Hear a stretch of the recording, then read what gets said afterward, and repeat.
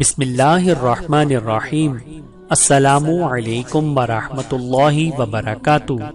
حضرت شیمہ رضی اللہ تعالی عنہا بنت حارث کا قبول اسلام۔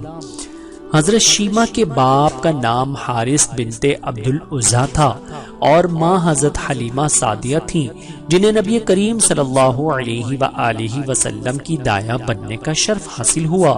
سن 8 ہجری میں غزوہ حنین پیش آیا، جس میں دشمنوں کو شکست فاش ہوئی اور ایک بڑی تعداد قید ہو کر مدینہ آئی۔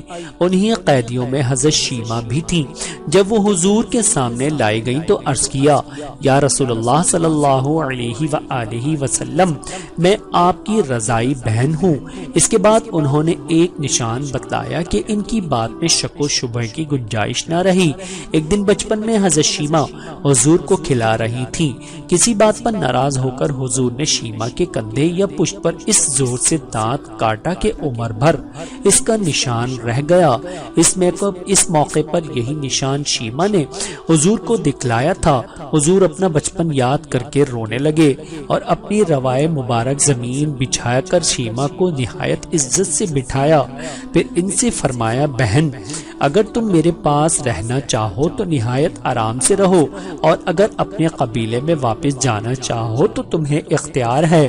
حضرت شیمہ کی زندگی اپنے قبیلے ہی میں گزری تھی۔ انہوں نے واپس جانا پسند کیا اور ساتھ ہی اسلام قبول کر لیا۔ حضور نے نہایت عزت و اکرام کے ساتھ انہیں اپنے قبیلے میں بھیج دیا اور کچھ روپے، ایک بکری، 3 غلام اور ایک لونڈی ان کو عنایت فرمائے۔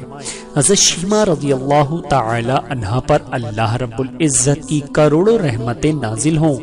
آمین ثم آمین۔